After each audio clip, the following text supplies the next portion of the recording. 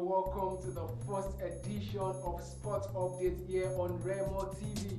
As usual, I am Oluwapelumi, and with me in the studio is myself, Before we give you the full gist of what we have on the show today, from both of us here on Sports Updates and from everyone at Remo TV, we wish you Happy New Year. Definitely, 2020 was a very tough year. A lot of people tried, worked hard, and they did everything possible to survive the year. And the only thing we can say right now is glory to God, because I am here, he is here, and I'm sure every one of you, you're safe and sound wherever you might be this moment. And we hope this year 2021, everything we could not achieve in the year 2020, the Lord in His infinite mercy would help us and give us the strength adequate for us to achieve it perfectly. Yeah, exactly. All right, the first thing we have for you on the show today is the story of Cristiano Ronaldo being the first person, not just in the world of sport, not just in the world of entertainment, but in the whole world to reach 250 million followers on Instagram. Mr. Kenny, what do you have to say about this? Actually, I don't have much to say about Cristiano Ronaldo, because I know Cristiano Ronaldo has been a wonderful player. Definitely. He's been a hard-working person. Yeah. He's not a relented person. So it's just like work. Even despite his age, he's still working like a young baby, like a young lad. The way he plays, the way he does his things, exactly. Let me ask you one question. Are you on Instagram? How many followers do you have? My followers? Yeah. I'm not up to. I'm not up to 200. Are you joking? It's definitely not up to 200. And well, if I check my own base, maybe I'm still a little ahead of 400. Okay, look at that. So combining our followers together, we are still not up to 1,000. Exactly. So this is to show that Cristiano Ronaldo is not just loved by the fans of football, but loved by people for his own personal characteristics. Even his own company. Exactly.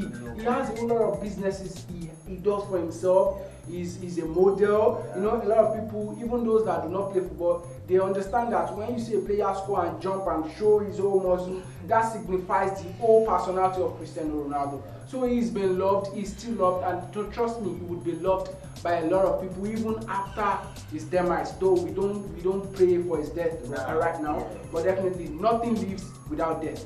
A time will come he will die, but not now, not in 20 years, not in 50 years. Even after his demise, a lot of people will still respect him for who he proves to be. Away from that,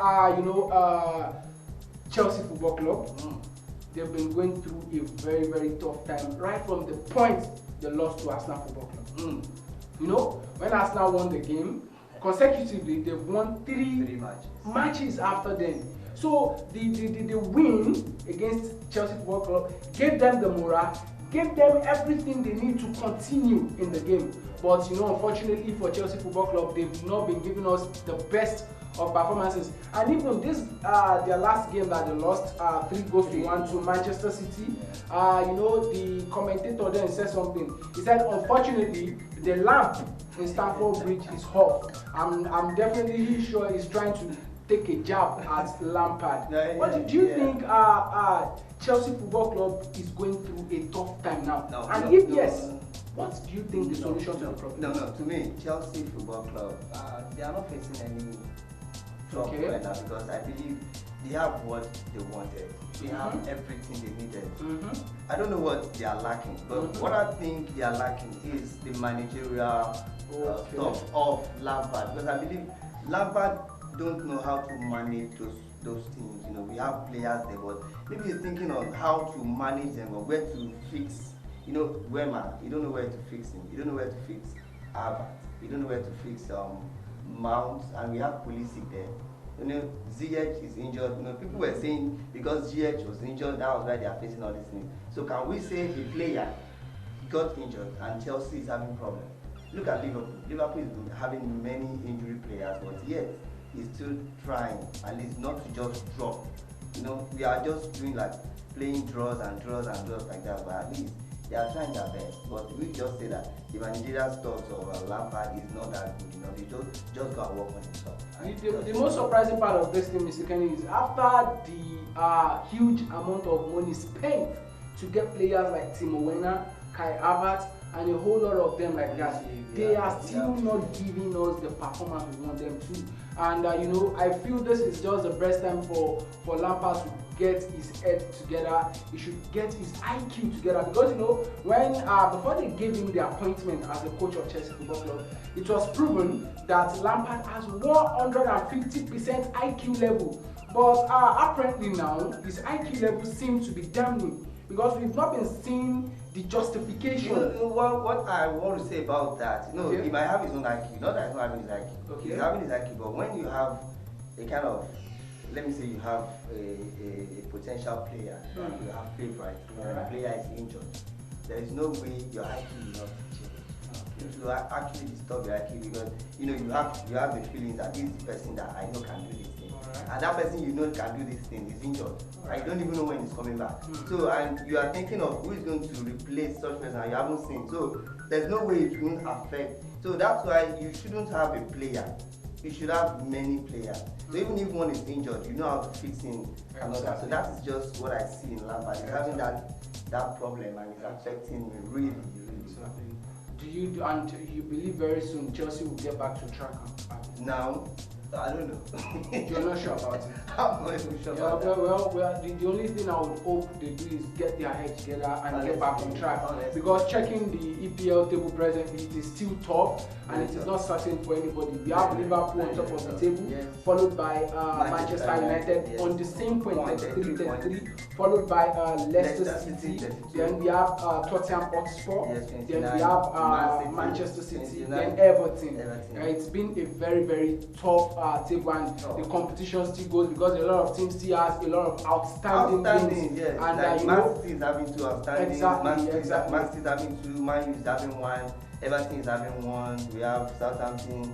We have Aston Villa still having one. And today Liverpool will be playing against Southampton. It is going to be a very tough game. It's going to be a cracker. Without dabbling more on the issue surrounding Chelsea Football Club and Stamford Bridge, I would want to crave our indulgence that Arsenal Football Club has been performing so well.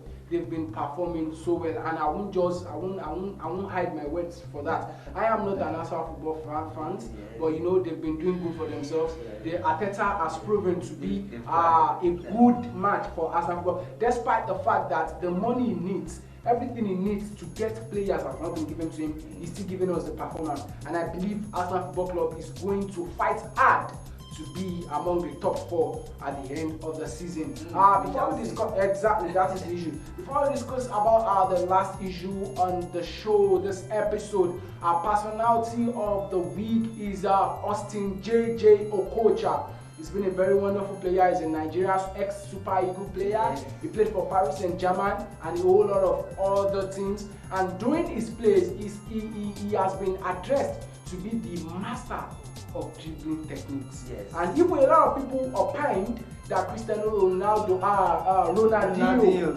learned a lot of skills from him while they played together as Paris Saint-Germain. So, being our own, being a Nigerian, do you think JJ Okocha deserves to be among the greatest of all time when we talk about football? He deserves to be greatest among all times. But what I think about JJ Okocha is he's a good player, he's a dribbler.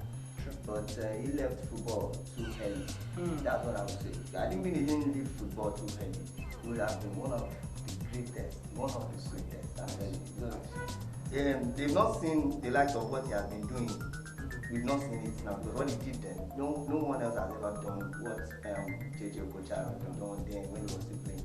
But he left too soon. That's just too my concern about it. But that would not put aside the fact that JJ Okocha, some people would even say he's so good that he got named twice, talking about JJ. He's a very, very wonderful player. To be part of the conversation, you can visit us on our website at www.remotv.com.ng or our social media platforms, YouTube, Facebook, Instagram, and Twitter at official Remo TV. And don't forget, we are still in the New Year period and also the festive period. So play safe and enjoy the best of sports. Bye for now.